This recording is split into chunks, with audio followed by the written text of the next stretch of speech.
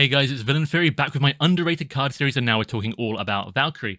When I started playing the game, which was around Galaxy's Most Wanted, I think this card was already slightly underrated. I had Tony Tails talk about this as well a little bit later. He thinks people were kind of sleeping on this card. He thought it was one of the best aggression allies, and I took that to heart, and I have always really liked this card, and I think it is very, very good. And we're going to talk about why. To do that, we're going to get quite nerdy. We're going to go into some numbers. Hopefully it makes sense. If not, please go with it and follow along as best you can. So first of all, every ally can be a chump block. Not the most exciting use, but one of the most valuable uses. How do we value a chump block? Well, it's a blocked villain activation, and those normally come in costing about 1 cost on a card. We've got characters like Blade, Perseverance will give you a tough, Upside the Head will give a confuse usually, but that again is blocking a villain activation. These all cost 1 cost. Some of them have extra conditions and things, but generally 1 cost, which we usually call 2 effective resources if you want to get really nerdy, because if you play a 1 cost card, that's gone from your hand, and then the actual 1 cost, you pay a resource for a card to play it often. So it'll take 2 cards out of your hand to play a 1 cost card, so on and so forth. So we could think of Valkyrie blocking an attack will give you kind of 1 cost cards worth of value, 2 effective resources. So that's that part. But what about her damage? Well, if she attacks twice, you've got 4 damage total, and we can see that 2 damage is kind of worth 1 effective resource. Skilled Strike being a 0-cost card, 1 card from your hand gone, that will get you 2 damage. Swinging Web Kick, 3 cost, but 4 cards total from your hand gone. 4 effective resources, we would say, 8 damage. So 1 resource, 2 damage, good baseline. Now, I would say for aspect cards, and especially flexible low amounts of damage, you could even take 1.5 damage for 1 resource being good value. I'm perfectly happy with that. That's kind of what Clobber does, and I really like that card. I think it's underrated. We might see that in the future. Not sure. Let me know what you guys think. But that is what Valkyrie will get out of her attack stat here. So let's say 2 attack is 1 resource. She can attack twice and then chump block. What we're kind of getting there is a blocked activation, which is going to be worth 2 effective resources, 2 damage twice, which is 1 effective resource each time. It gives us a total of 4 effective resources of value from her, and she does cost 4 effective resources. Hopefully that makes sense. All in all, if you attack twice with her and block, you are getting your money's worth at really good value. It will take a couple of turns to get that because she has a couple of hit points to burn through, but at the same time, you can flexibly put that damage in different places, which is an upside itself, so I think it balances out. So an ally with 3 HP and 2 attack is really good for 3 cost, is the short story here, and that is what Valkyrie is. But then she has her response, which you guys have seen it on the screen here. You guys probably know about it already, and we haven't talked about. It's really good, and this is the game changer. This is why I think she's not just a good or okay kind of ally. This is why she's really good. So the response does 3 damage, maybe 2 if you don't have an energy, but you will, most of the time, I imagine, have an energy, especially if you built a deck with her in it. You're probably kind of trying to maybe take that into account. Certainly fits certain heroes better than others. Captain Marvel will play Valkyrie super easy with energy absorption as a very clear example. But generally, you'll get 2 to 3 damage. And as you know, that's worth 1, or we could say 1.5 effective resources if we really want to. So the long story short here is combining all of these things together, we can see that the damage she does will be 7 total. 3 from her response, 2 attack, and then usually you'll block with her.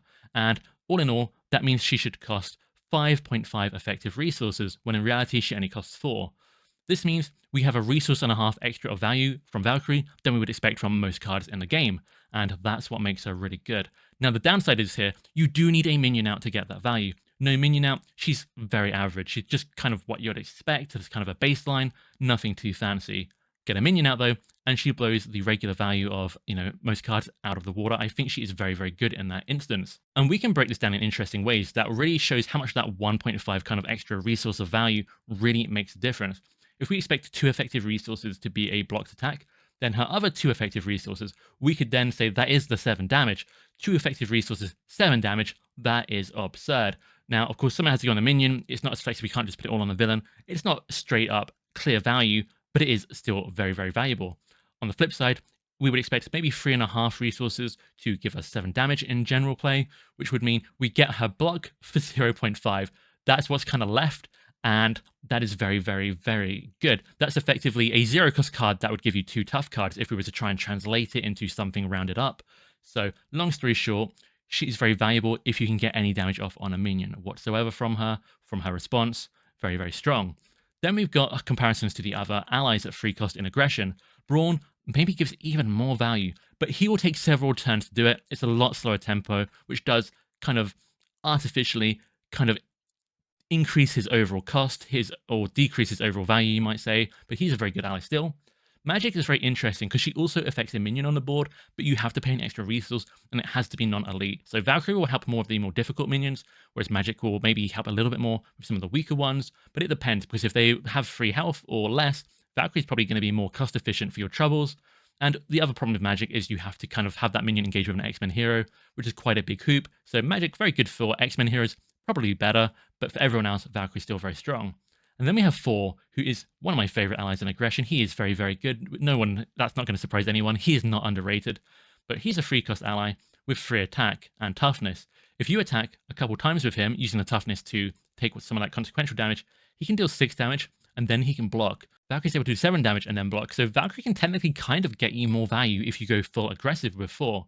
Now, if you use Thor to block with his toughness, to stop an attack, then attack with him, then block another attack, then if we're to do the effective resources, nerdy calculations, all that stuff, it does work out kind of similar, but it's going to take one whole extra turn. So you could still make the argument that Valkyrie is more efficient.